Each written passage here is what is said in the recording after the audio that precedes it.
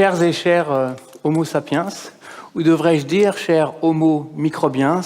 car je me propose ici de réhabiliter le microbe comme un allié santé pour nous humains qui sommes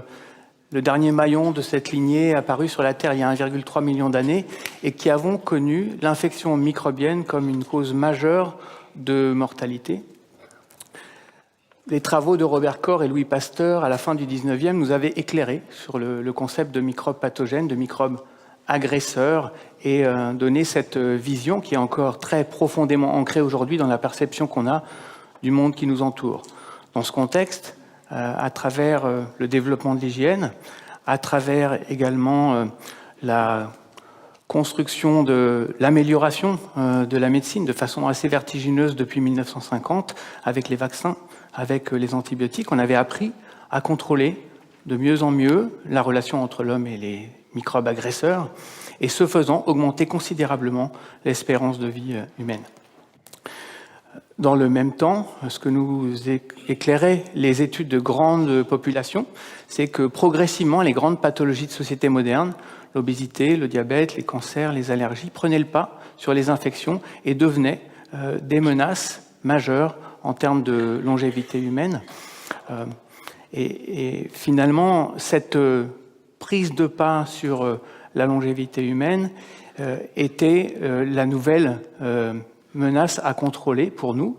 L'OMS nous dit aujourd'hui qu'une personne sur 4 sera atteinte de l'une ou l'autre de ces grandes pathologies de société d'ici 2025.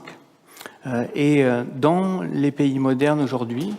le constat est que probablement l'espérance de vie entame une diminution. Nous avons appris au tournant du siècle à caractériser les écosystèmes microbiens complexes grâce aux outils de caractérisation exhaustive du contenu génétique, comme on avait séquencé le génome humain, et cela nous donne une vision renouvelée de qui nous sommes, de nos microbiotes, ce qu'on appelle aujourd'hui nos microbiotes. Chacun de nous est en contact étroit avec 50 000 milliards de bactéries au quotidien, en permanence, d'autres micro-organismes encore qui interagissent avec nos cellules en permanence et qui sont un garant de la santé et du bien-être.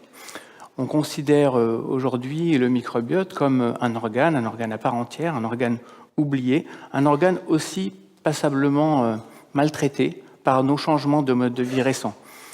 Par exemple, les changements de l'alimentation, les changements de la nutrition, l'exposition à des composés chimiques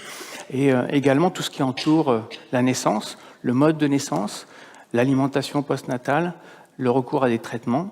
Comment ne pas penser que ne rencontrer aucune bactérie maternelle au moment même de la naissance? Comment ne pas penser que diviser par 2 ou plus l'apport d'énergie à nos microbes à travers nos choix alimentaires au quotidien? Comment ne pas penser que mettre dans notre assiette des composés promoteurs d'inflammation ne puisse, à échéance de seulement quelques générations, altérer la biologie humaine? Aussi, nous sommes fondamentalement microbiens, nous sommes des écosystèmes,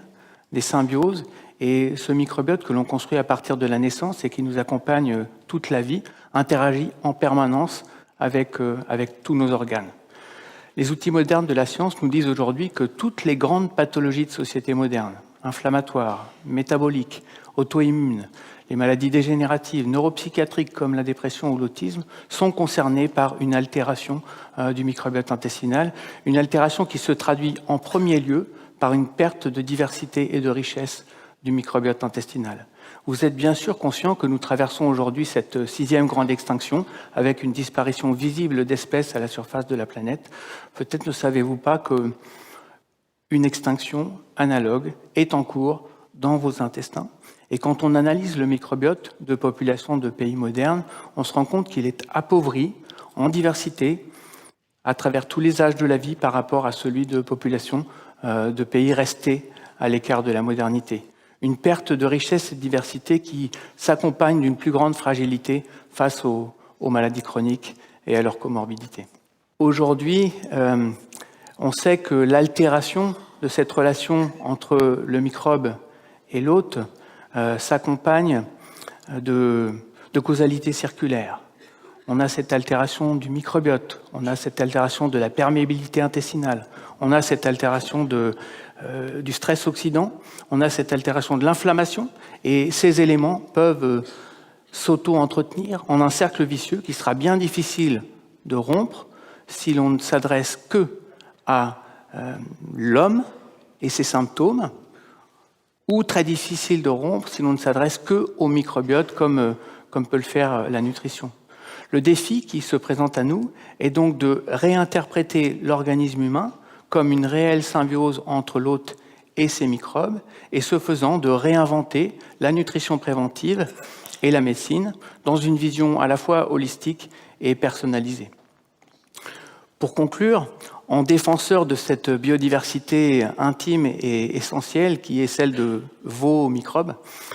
j'ai envie de vous inviter à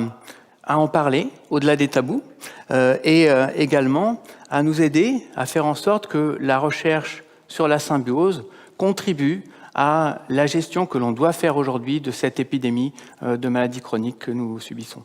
Merci de votre attention.